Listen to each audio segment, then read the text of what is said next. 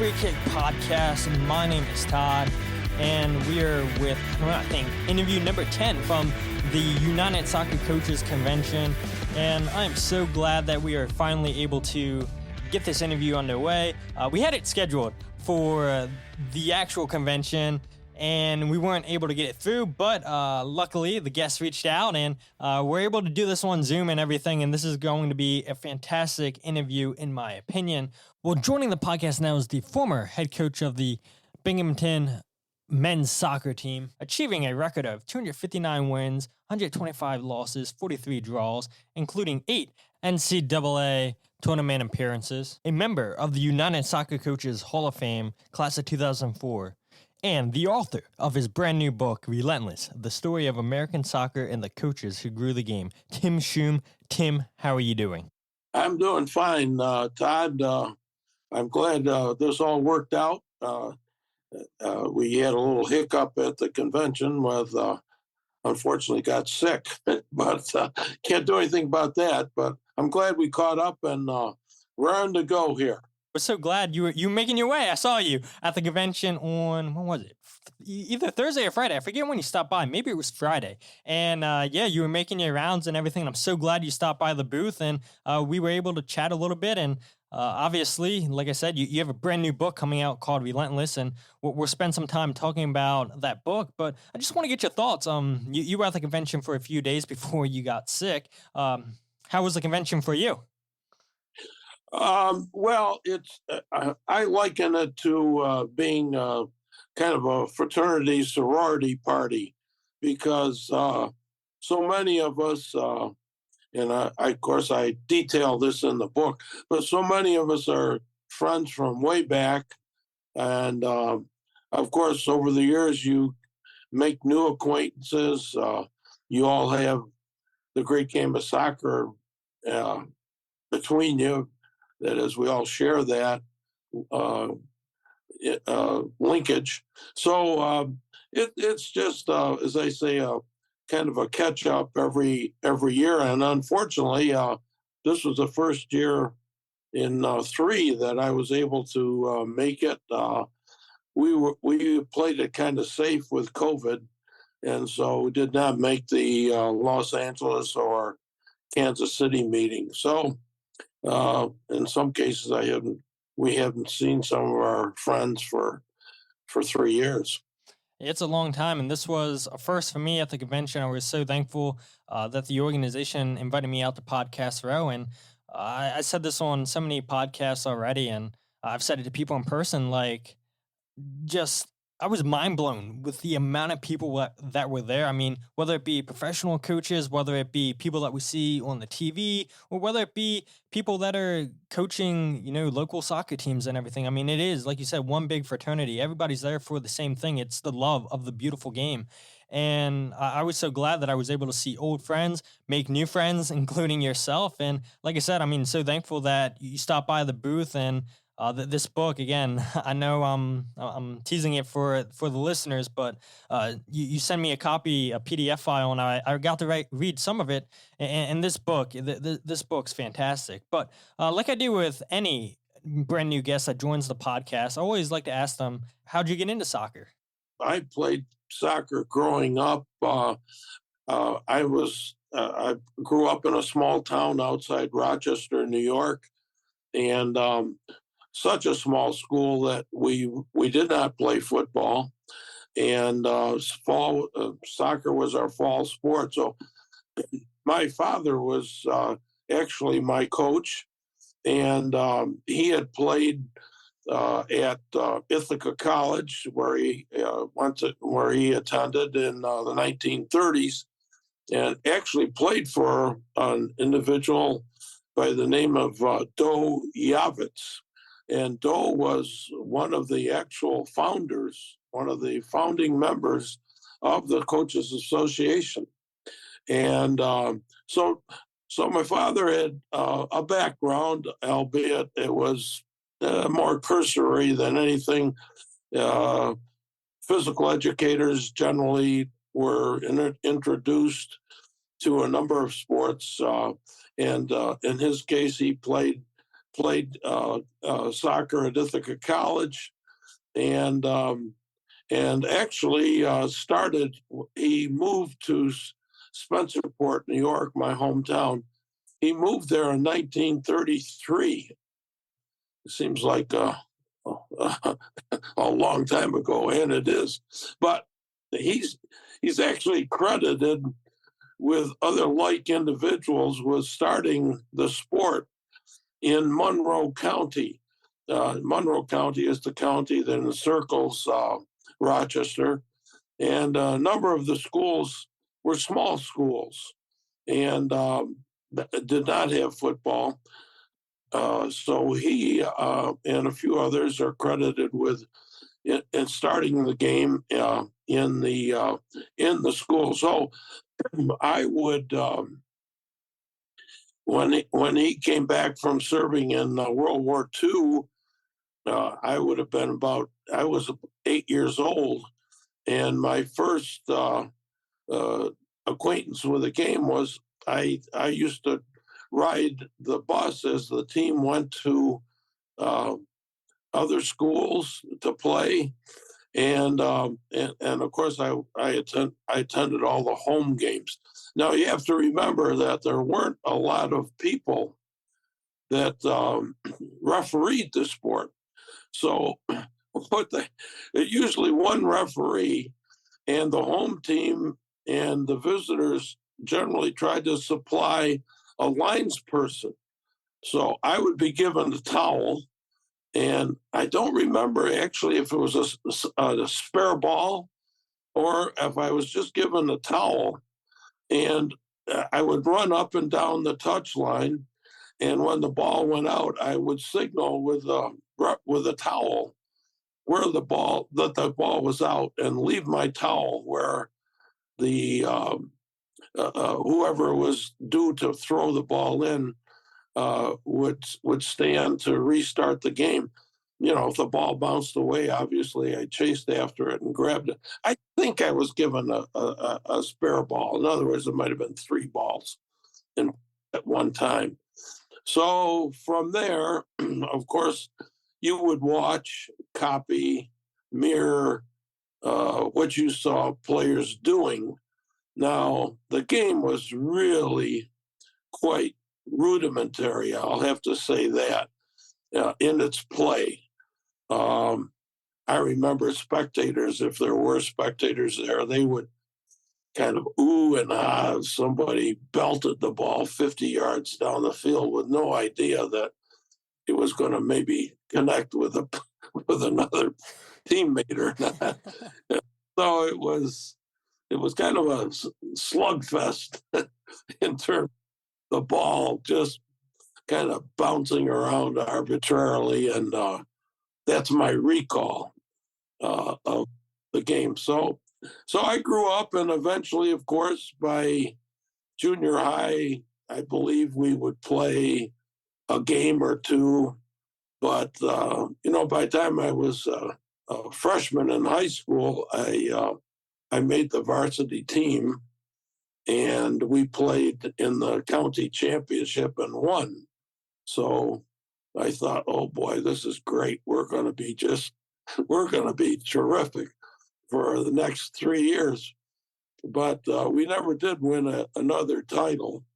But during one thing that happened during my high school career is my junior high social studies teacher was a soccer player, and the Rochester community had a very good competitive senior league, and he actually on a couple of occasions I would go in with him, and he played with the Italian American team, and I'd watch those games.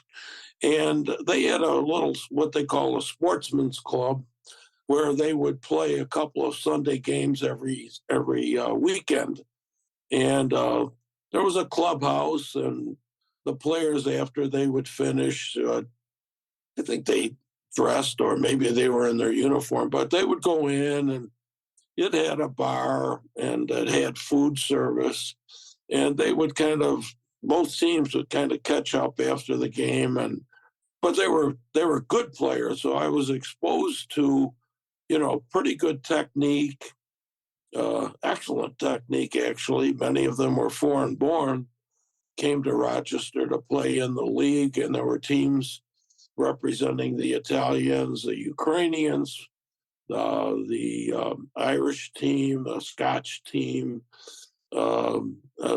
probably an American type team, but they might have been of different ethnic. They were composed of different ethnic groups, but it was a pretty strong league.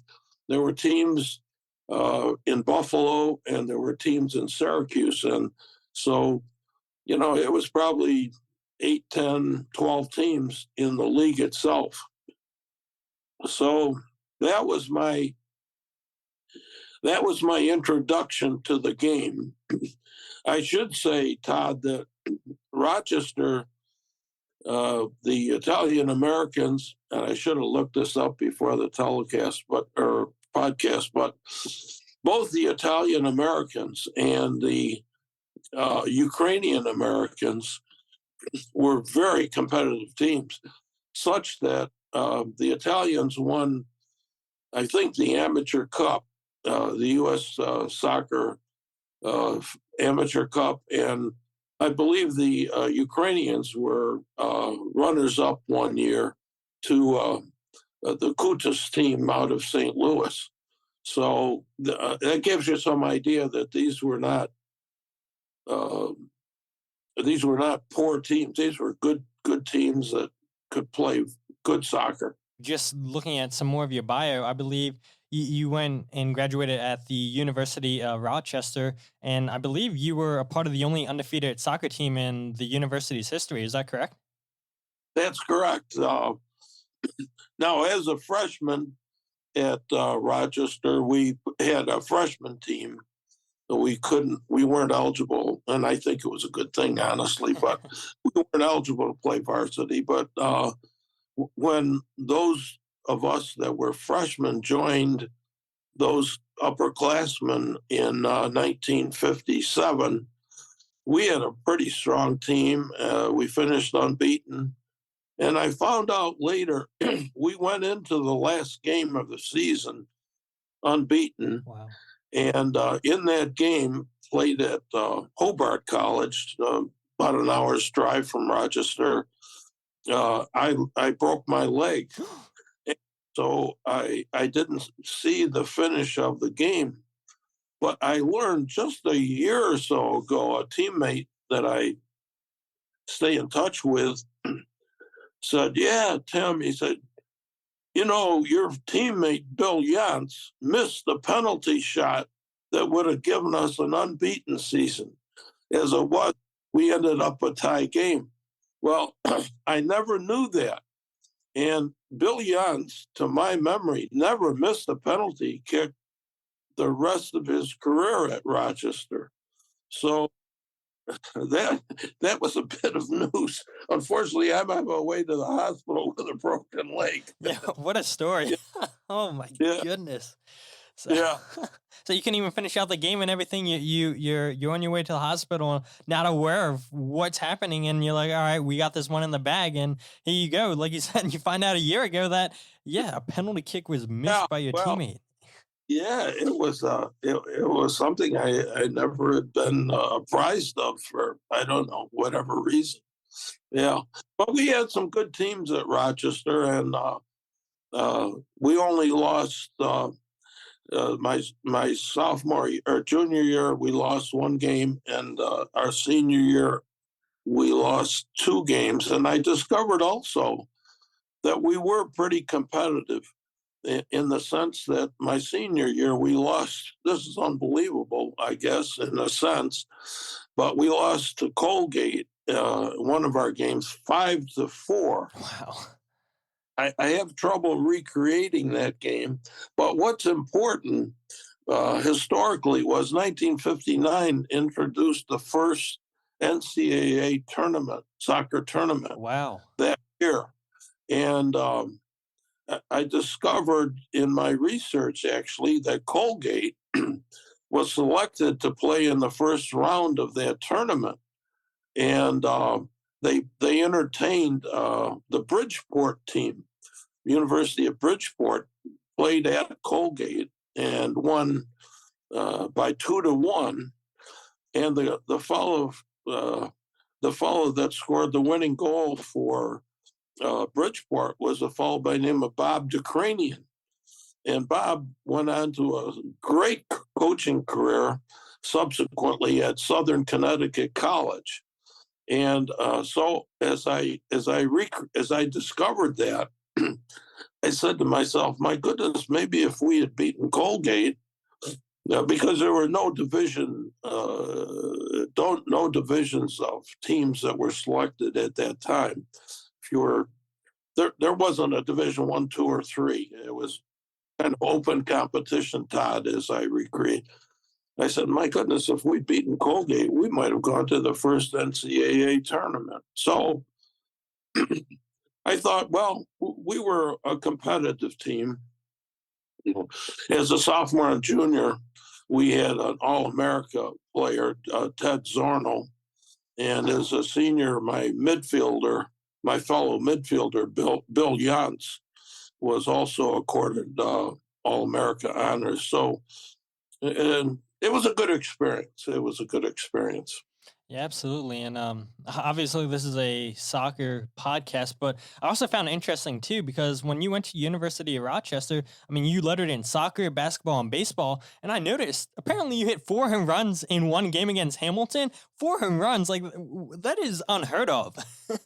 Well, what's it did happen.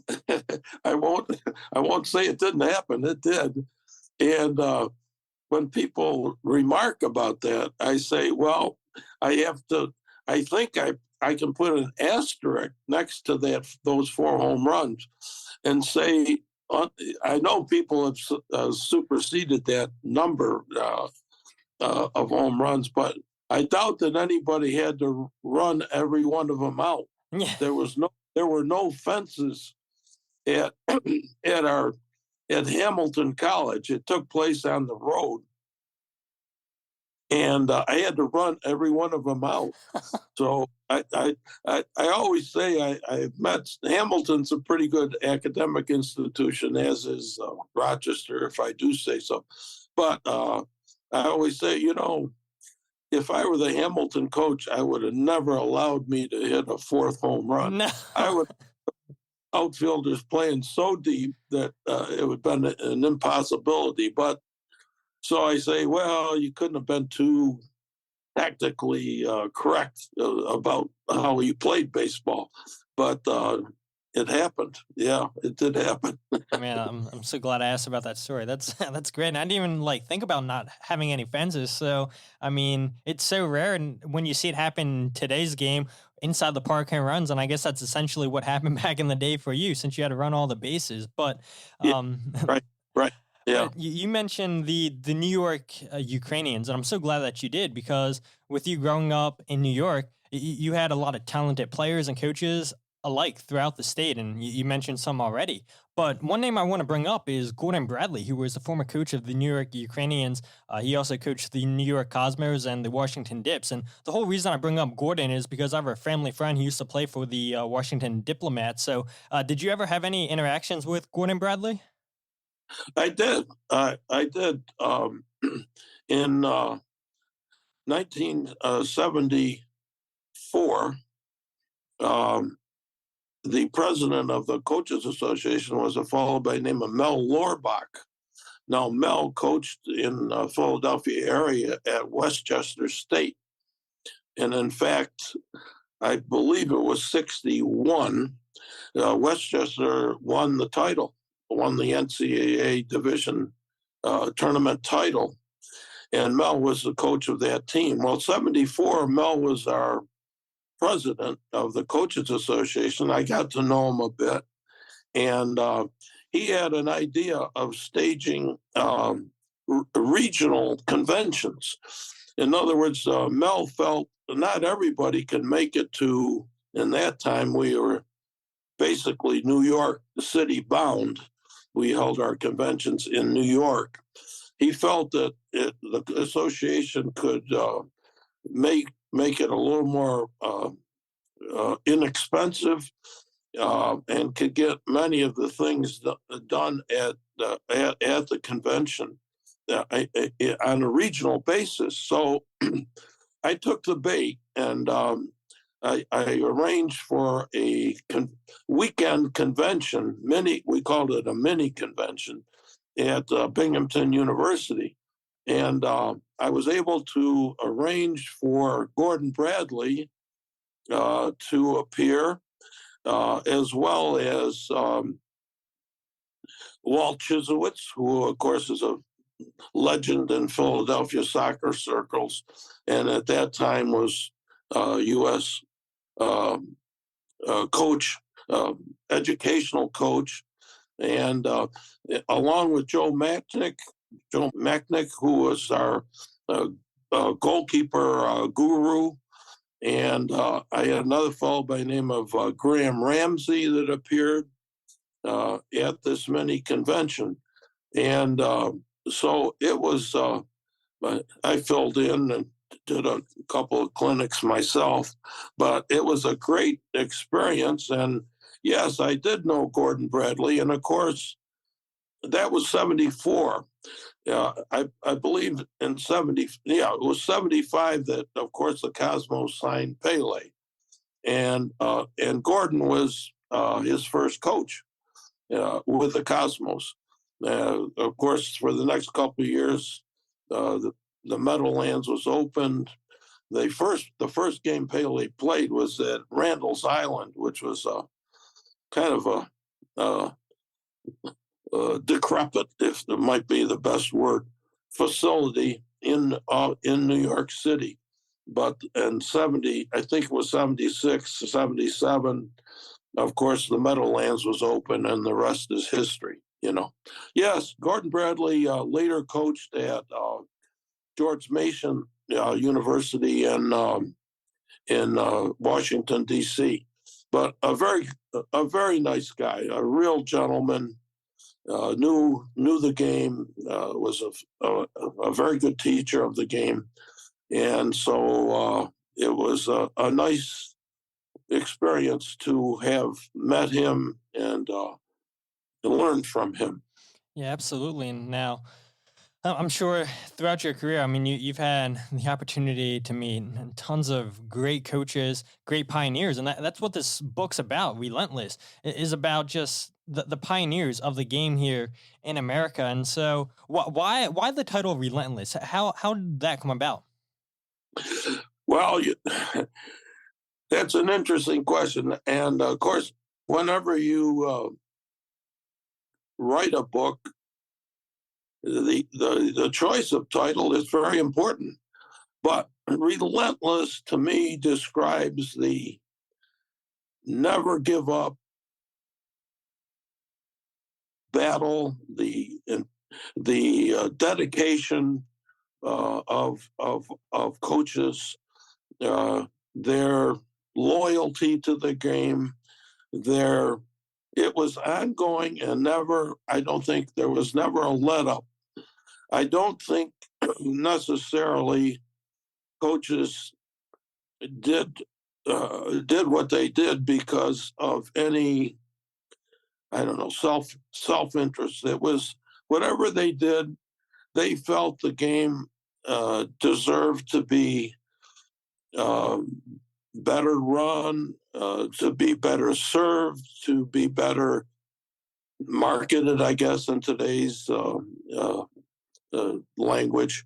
But it it was constant. It was relentless in terms of of the labor, the dedication of all the coaches that I profiled in the book. So I thought it turned out to be I think a very active word and very descriptive of what went on in the game over a long period of time. Yeah, absolutely. And like I mentioned, I haven't got a chance to read all this book, but I read, a few pages and everything, and I flipped around, and you don't just focus on the Mid Atlantic region. I mean, it's you go all over the United States looking at these pioneers of the game. So I mean, just talk to me about how long did it take you to write this book, and you have plenty of interviews throughout this book, and we're talking about some of these interviews that really spoke to me. But like I said, just how long did it take you to put this book together? Yeah. Well, honestly, Todd, I can remember way back 10 years earlier, 2010, 2011. I I kind of wrote a outline. I said, this is well. Let me backtrack for just a second, if I could. In 1991, a fellow coach, Joe Bean, at Wheatland College in Chicago, and I both were able to arrange for sabbatical leaves at our universities, at our schools, with the idea of compiling a history of at that point, that was the National Soccer Coaches Association of America, the NSCAA. And so we dedicated a year to writing this book that captured the history, the 50-year history. 1991 was the 50th year of the founding of the Coaches Association. So we compiled a book and detailing the highlights of that formation and of the coaches who were responsible for that work. And so part of the book, in a sense, was compiled, but it was in a different format. And so I had done something similar, but in about 2010 or so, I was kind of out of projects and looking for another book. I've written several books, and I thought, well, if I don't reach back and go forward, of course, and capture the contributions of the soccer coaching community and how it helped grow the game in the United States, it'll never get done. So uh, that's how that was the genesis of the book. And it took me, in answer to your question, I'm sorry to be go longer. You're fine. I'm enjoying it. But uh, I had outlined what I thought would be a good book, and it actually only took me 2 years. I started well, it's almost 3 years now, of course, since in terms of the publication itself. But it basically took me 2 years of constant uh, dedication to interviewing. I probably interviewed 50 or 60 individuals. And I'm an amateur historian, I have to say. I was a history major at Rochester, and I accumulated some skills in how to research things.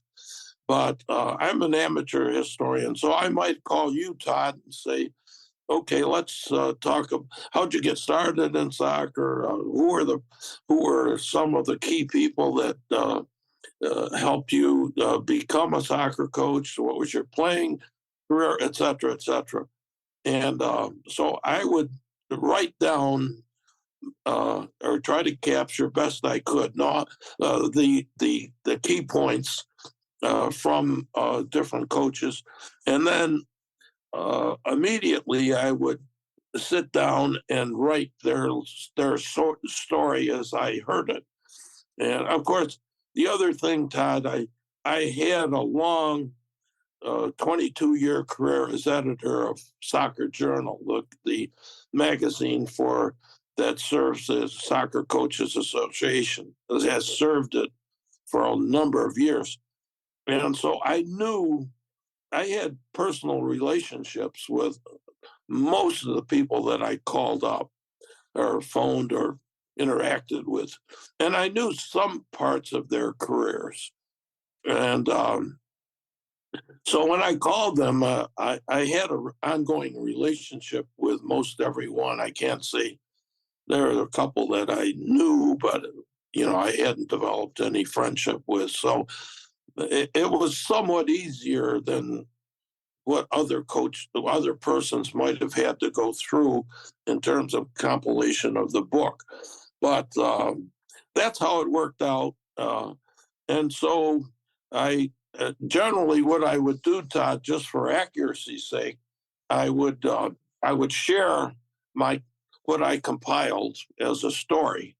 I would share it with the individual because I wanted to be as accurate as I could. And in most cases, there were corrections or minor modifications. And so these chapters developed, as you mentioned. I organized the book on a geographical basis.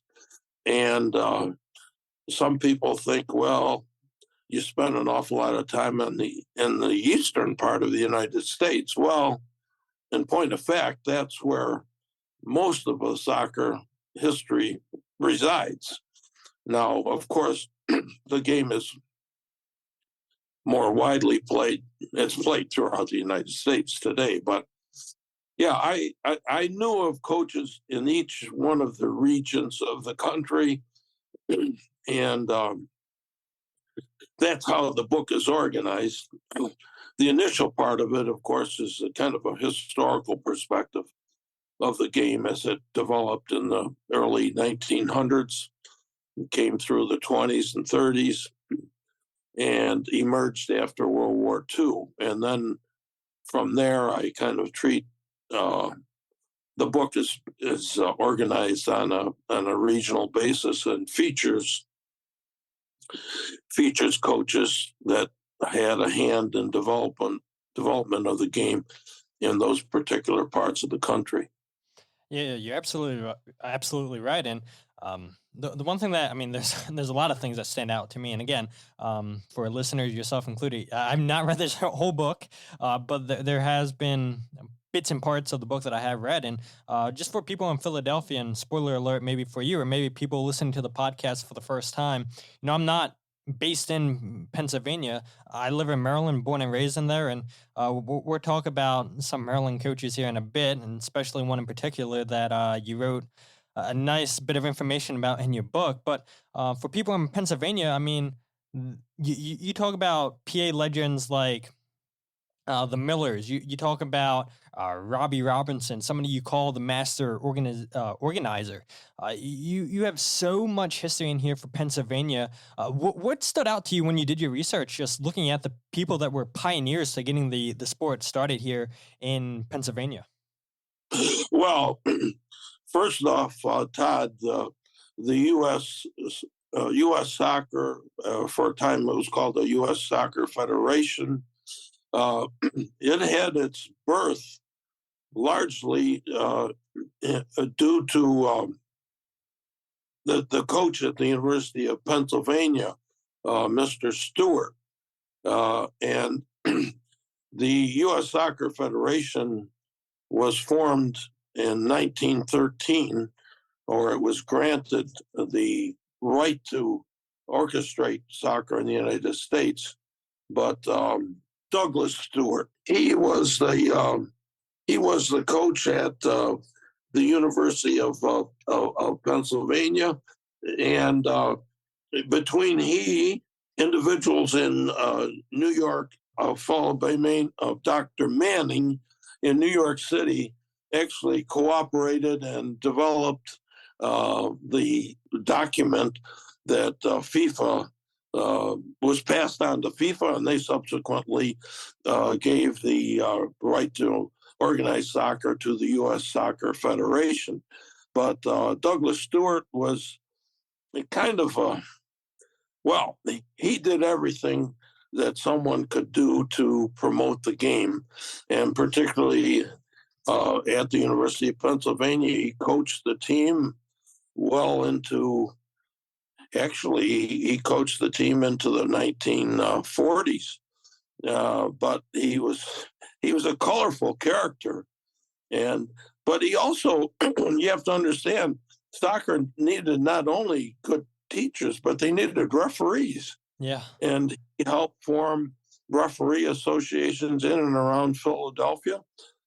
Would referee himself on occasion, and so that started a legacy of people in the Philadelphia area having a very influential part of the development of the game.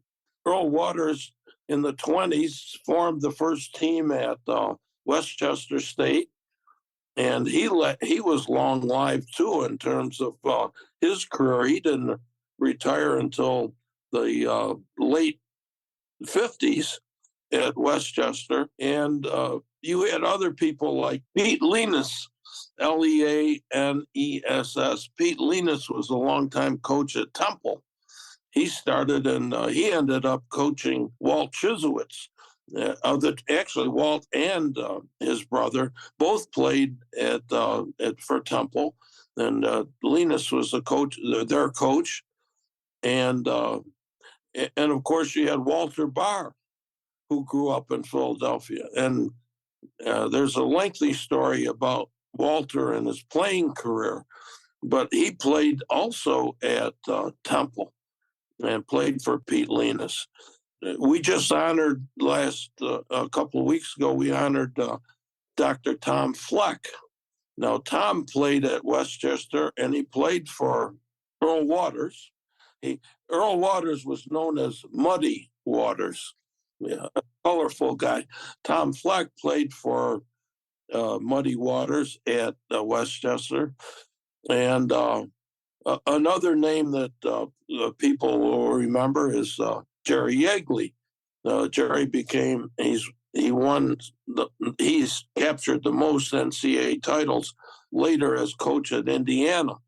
But Jerry played at Westchester, and he played for both Earl Waters and I mentioned before Mel Lorbach at Westchester. Mel took over during the course of Tom's career at Westchester, and so Tom had a chance to play for both those coaches. These are historical figures that we're talking about.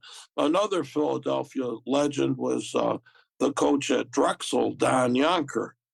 And Yonker, I believe he started the sport now that I think about it. I think he was the first coach at Drexel.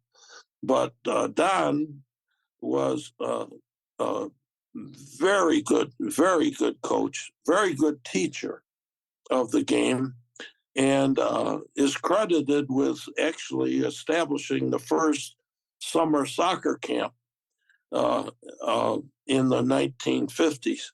And of course, the soccer camp phenomena is detailed in the book because coaches suddenly found themselves organizing these summer camps and sharing their coaching expertise through those vehicles. And it was an excellent way to grow the game. And importantly to the coaches, they were able to increase their income.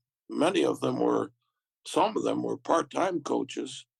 And so the summer camp phenomena, I'll use that term, was an important aspect of promoting the game. And just incidentally, several coaches through the formation of camps were able to increase their income considerably. Philadelphia, and I don't think I've overlooked anybody, but Bob Robinson, without a doubt, is probably one of the great builders of the game at the high school level, and did a number of things that are detailed in the book, did a number of things for the game, the high school game in Philadelphia.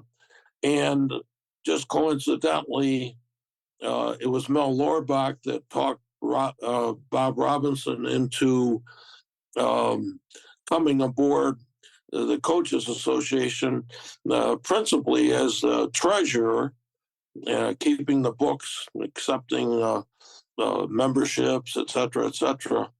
And Bob was affectionately known, or is affectionately known by his kids, his own family, as a cellar dweller, because he set up an office in his basement and conducted all the association's business from the basement.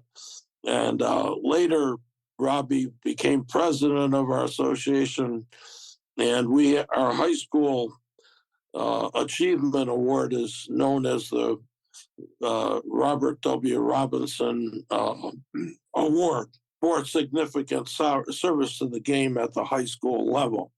But he lived in Wayne, Pennsylvania, the suburb of Philly, obviously. Those are some of the highlights that involve Philadelphians that are profiled in the book. And then I should mention, in and around the Harrisburg area, it was just coincidental, but in that area, Al Miller, who was celebrated along with the Philadelphia Adams team at the convention. Al Miller grew up in a little town of about 50 people. Jerry Yeagley grew up in a little hamlet outside Harrisburg, in and around Harrisburg. Jay Miller grew up there, who had a significant influence in soccer coaching, and also Ray Buss, who played for the legendary Bill Jeffrey at Penn State, who grew up in that area. Dusty Hoffman grew up in that area. Just a number of coaches that almost within 50 miles of each other, and I detail this in the book, grew up and made significant contributions to the game of soccer. So these were more central Pennsylvania people rather than Philadelphia people. But Pennsylvania has had a long history in the development of the game, and particularly in the metropolitan area, where the game was able to be continued, largely through the efforts of the many ethnic groups that populated cities like Philadelphia and New York, Boston. Then you have to go all the way into the Midwest, Chicago, St. Louis. But you can, as a resident today of Philadelphia, take great pride in the people, the coaches that played a vital role in the development of the game in this country. Yeah, absolutely. And you mentioned a name there, Jerry Yeagley. Everybody's going to know him from his time at IU, Indiana University, where he was a coach from 1973 to 2003. And he had 10 Big Ten championships, 6 national championships with IU. And just what a pioneer for, like you mentioned briefly there, in his time at Westchester, but just really in the college atmosphere. I mean, what a legend of the sport. NCAA's Division I's all-time winningest coach, and then obviously we're seeing what his son Todd's doing right now at Indiana. I mean, the Yeagleys have had a huge impact on the sport in college. Yes, absolutely. And there's a story that he shared with me that his high school coach, a fellow by the name of Hoffman, was a tremendous influence on Jerry's career. Coach Hoffman not only coached the high school team, but also during the summer would run the recreation program in their little community, and he would feature soccer as a sport in those summer camps, recreation programs, and he he would take his some of those kids like Jerry and fellow uh, in that age group. He would take a little Studebaker. It was Jerry mentioned that car in particular. Of course, it's no longer made, but he would, load up his Studebaker and take the kids to see games at Penn State. And in particular, he would take them to Westchester to see games. And Jerry often remarked about how Tom Fleck, I mentioned earlier, what a great player he was and how he was a model. He was someone that you could watch and copy and mimic in terms of his particular technical ability at that time. So from there, of course, Jerry Yeagley enrolled at Westchester, and they won the championship under Mel Lorbach in 1961.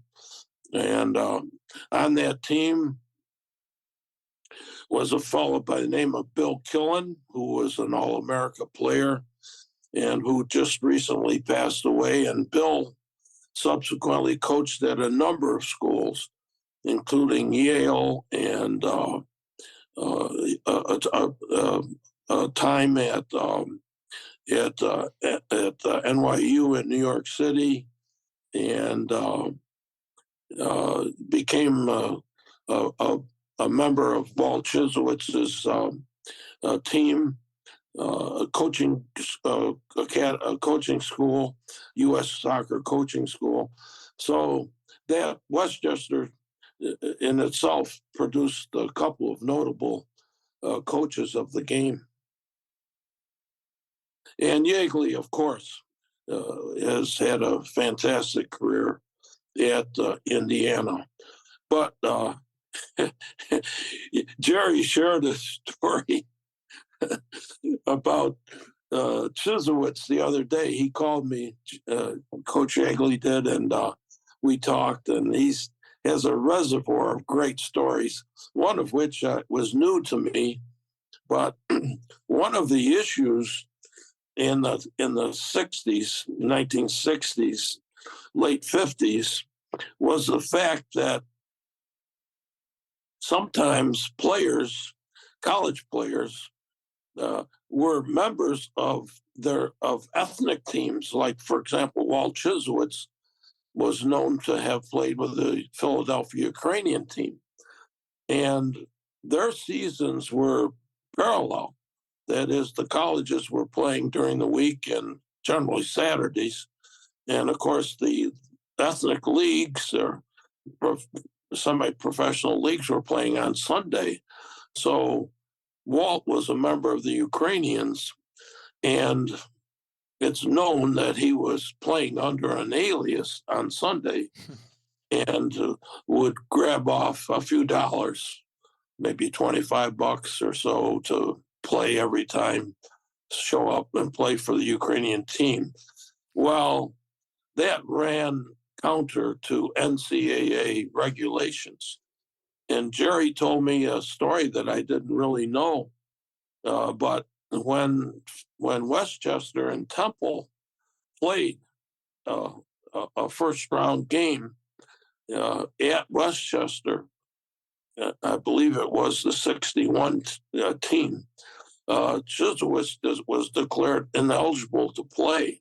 Wow. And of course, he averaged nearly a couple of goals a game.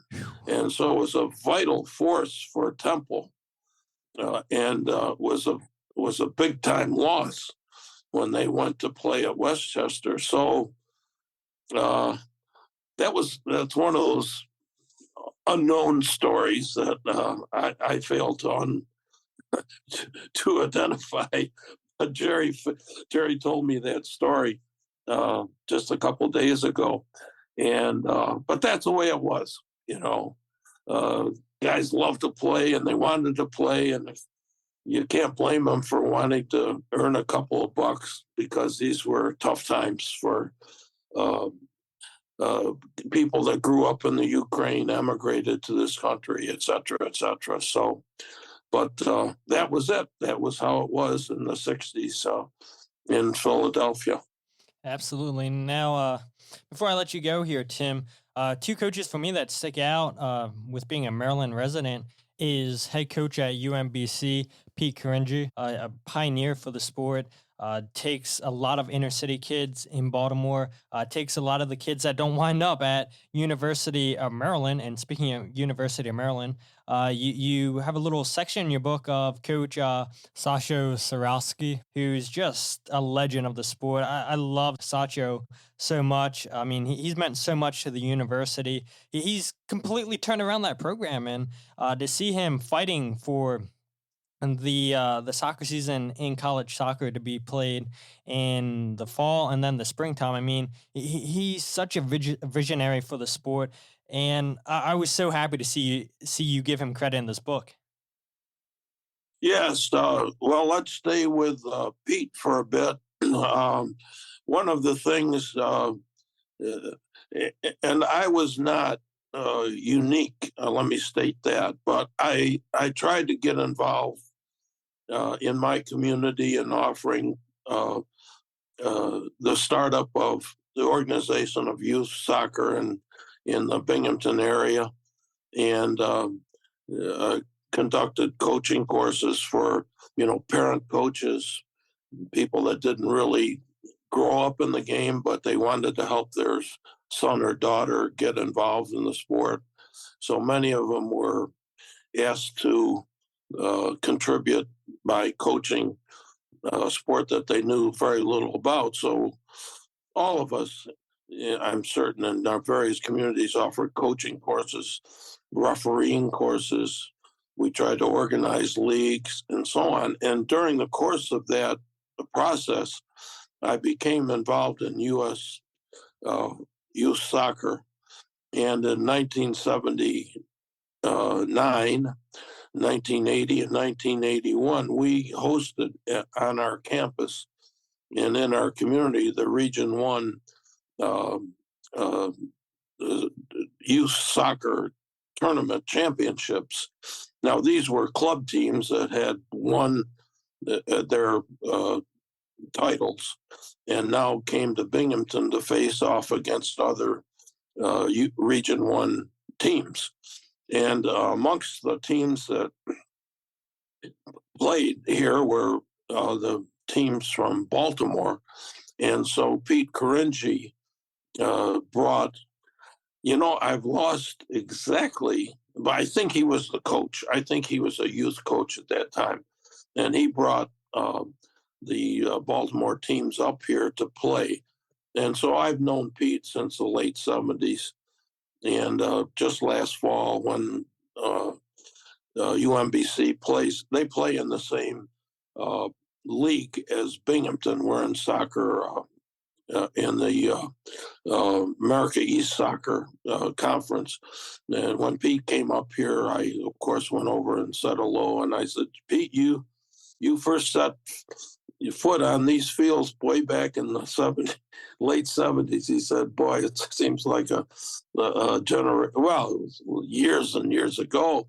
And Pete is still involved in the game. He's had some great teams. His own son now is, I believe, assisting him at UMBC. And so us soccer guys know each other from way back.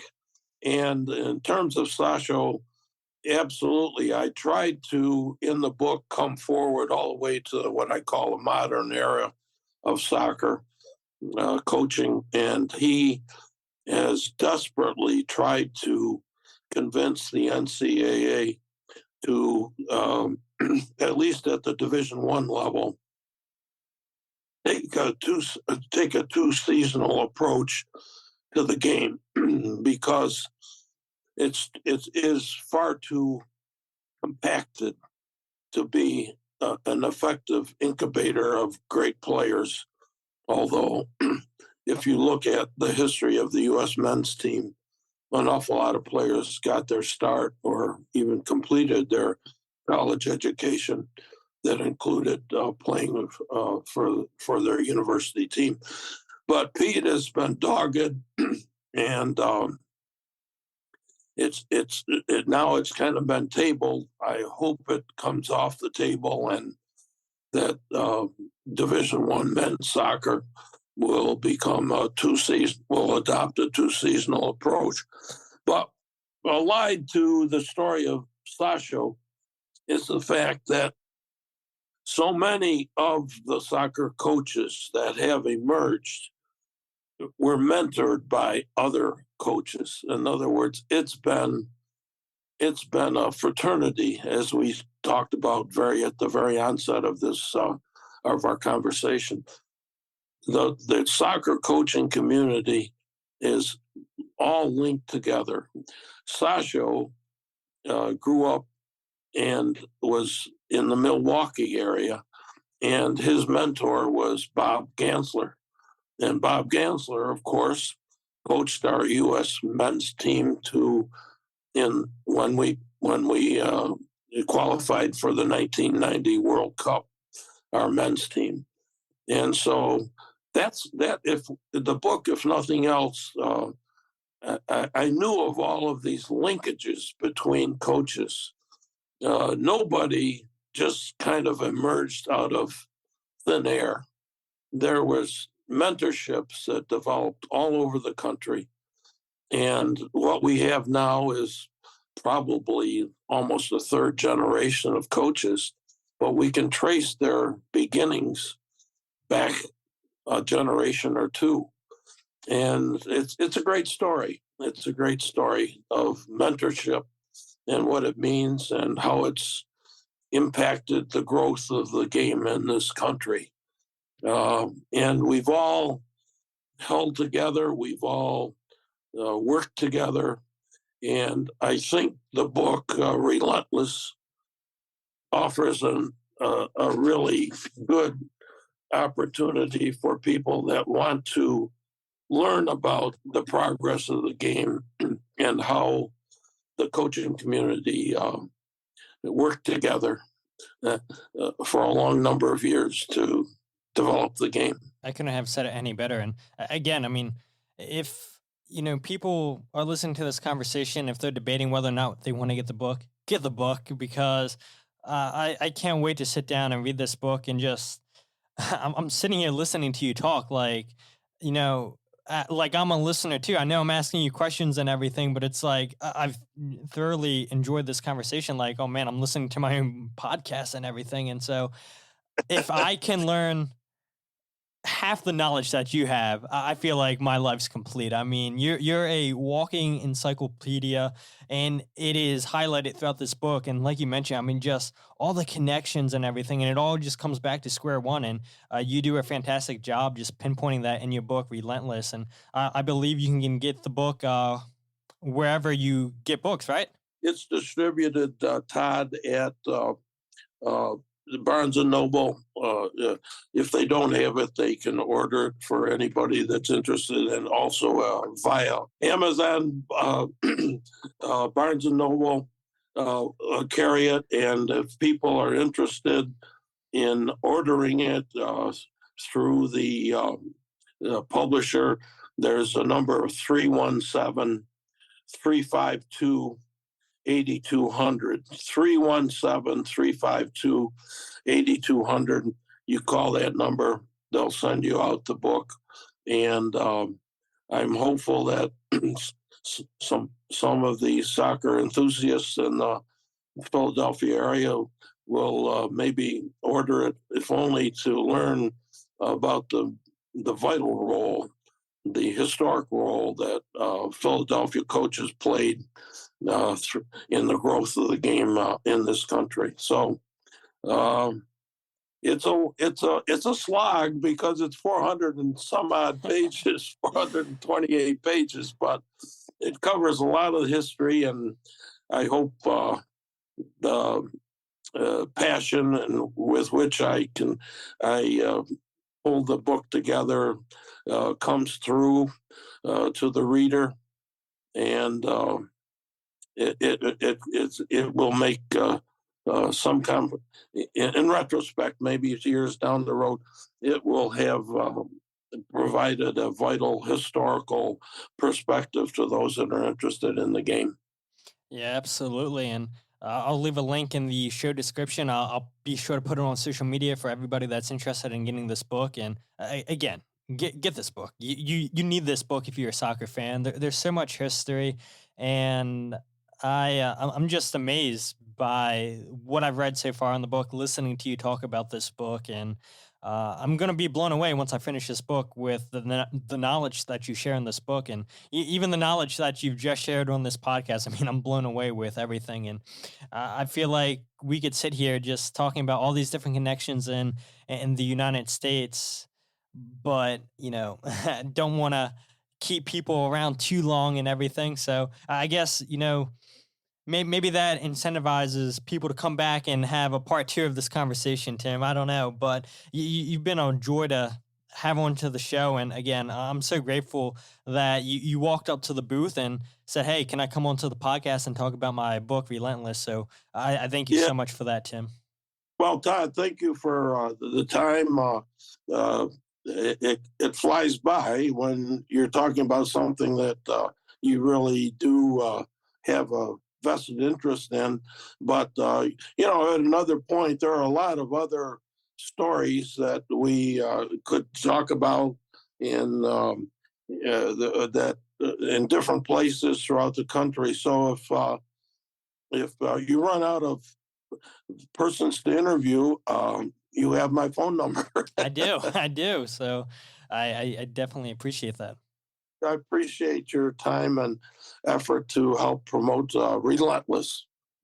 Yeah, no problem. And again, you can get Relentless on Amazon, Barnes and Noble, wherever you guys get your books. And again, I'll leave the links in the show description. But if you guys aren't following the podcast, follow on Twitter, Instagram, and Facebook at Free Kick Pod, wherever you get the podcast, The Free Kick, and check out the website, thefreekick.net.